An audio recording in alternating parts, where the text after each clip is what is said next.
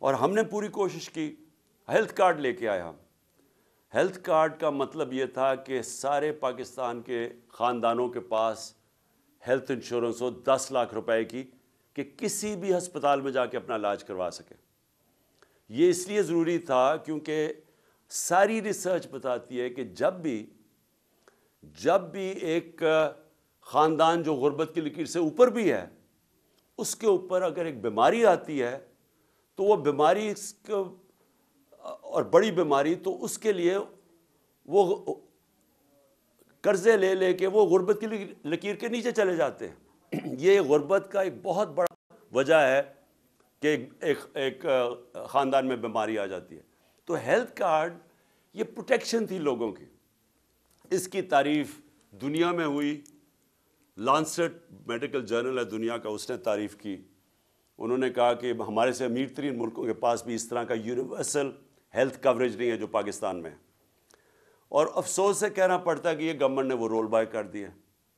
اور وہ ایک ایسی چیز تھی کہ صرف یہی نہیں کہ پروٹیکشن تھی ہمارے 50% آبادی سفید پوش کے لیے بھی، کہ وہ کسی بھی یعنی پرائیویٹ ہاسپٹل میں غریب لوگ جا کے اپنے ہارٹ کے اندر سٹینٹ ڈلوا سکتے تھے۔ پرائیویٹ ہاسپٹلز میں پہلی دفعہ پاکستان کا غریب آدمی جا کے اپنا علاج ہیلتھ کارڈ کی وجہ سے کروا رہا تھا۔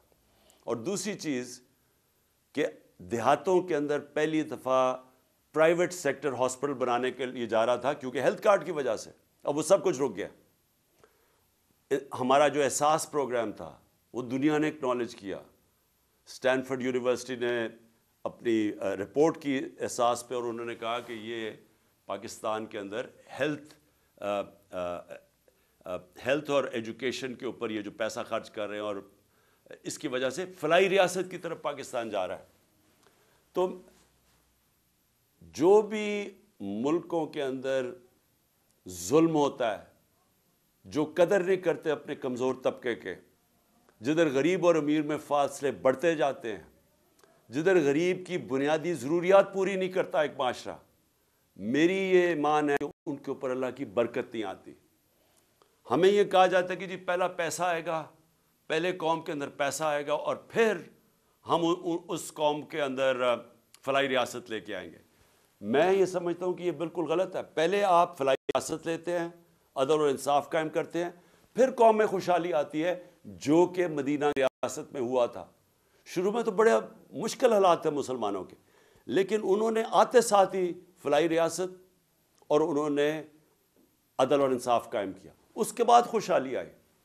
اور یہی ماڈل پاکستان کو فالو کرنا ہے، کیونکہ اب تک ہم انتظار ہی کرتے رہتے ہیں کہ جی پہلے پیسے آئیں گے اور پھر فلاحی ریاست بنے گی، جو نہ پیسے آتے ہیں اور نہ فلاحی ریاست بنی ہے ابھی تک۔ لیکن اس سے بھی پہلے عدل اور انصاف سب سے امپورٹنٹ ہے، جس کے لیے یہ جو میری ساری حقیقی آزادی کی تحریک ہے، اس کی بنیاد ہی یہ ہے کہ پاکستان میں ہمیں سب کو مل کے ایک انصاف کے نظام، رول آف لاء کے لیے لڑنا چاہیے، کہ جب تک سب طاقتور طبقے قانون کے نیچے نہیں آتے، جب تک قانون طاقتور کو انصاف کے کٹہرے میں نہیں کھڑا کرتا طاقتور مجرموں کو، جب تک ان کو این آر او دیتا جائے گا، پاکستان چھوڑیں کسی بھی دنیا کے ملک کا کوئی مستقبل نہیں ہے جدھر طاقتور کے لیے ایک قانون اور کمزور کے لیے دوسرا۔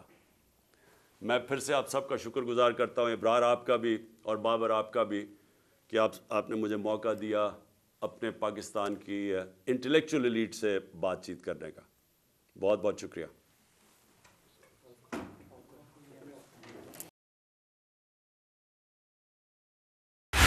بول اڑائے گا سب کا ہوش، بھول جائیں گے سب اپنا جوش۔